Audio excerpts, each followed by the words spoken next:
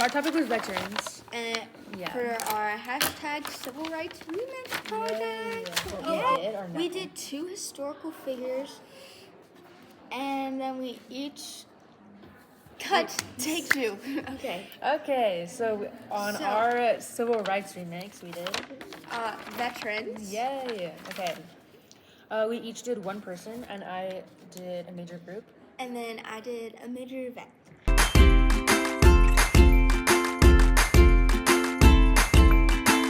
Okay. So I go? Yeah. Alright, so my person was Jimmy Lee Jackson.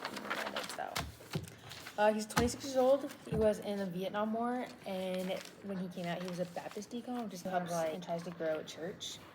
He protested for the rights to be able to vote in Alabama, but he was later shot in a cafe, trying to get protection. Do you know he's from Alabama? He was from Alabama.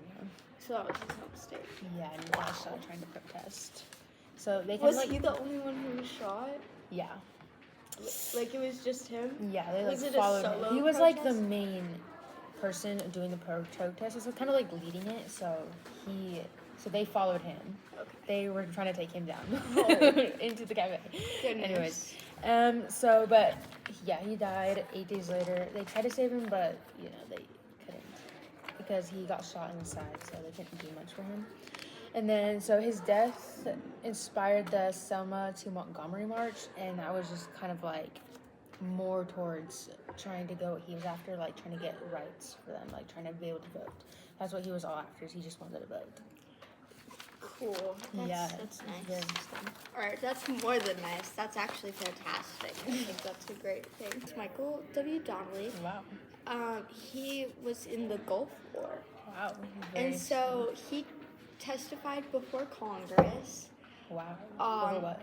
In order to get money and just like acknowledge the fact that like Gulf War veterans are like disproportionately diagnosed with ASL. Okay. Which is like a degenerative muscle disease. Oh, okay. And that's from like the chemicals that they were using. So he testified before Congress. He appeared on TV and then radio and talk shows, and he was interviewed by like newspapers and magazines.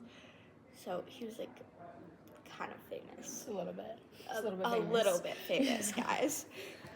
But he ended up raising millions of dollars to support the study of ASL among Gulf War veterans. Okay. And now but he died from ASL. Oh, damn. Yeah. So yeah, that proves his point. Yeah, it does. It proves his point. The major group. We can do that next. I chose the Vietnam Veterans Against the War, which is the VVAW. It was designed on June 1st, 1967, and it was founded in New York City with 6. It only had 6 members at the time, but they would like march around trying to like protest that like they didn't want U.S. to be involved in the war, like combat-wise. Yeah. Like we could supply things to them still, but they didn't want anybody being drafted to Vietnam to like fight, like American citizens to fight. So the effects of this, because of this, the government ended up making the United States Department of Affairs hospital system, which provided the American citizens who fought in the Vietnam War and then came back would get like health care and like they would just kind of help them through what they had to like give up while they were there. That makes sense. Yeah. And there's like a lot of groups like that that are just like Veterans Against War. Like there was like one that was like Veterans Against the Gulf War. Yeah. Like things like that.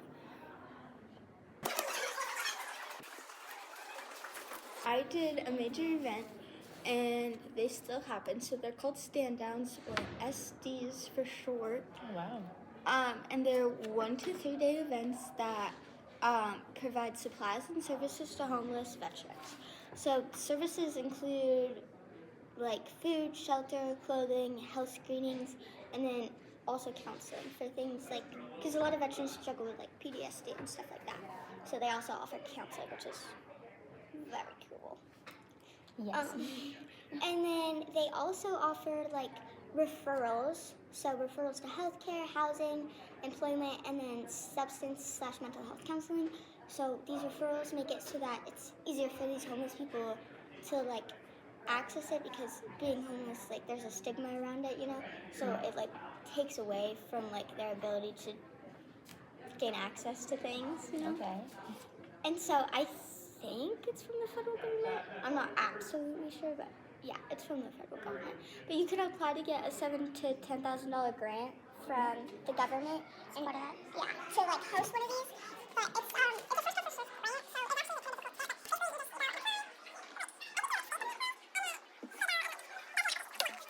This was hashtag Civil Rights Remix. Yes. History in the making.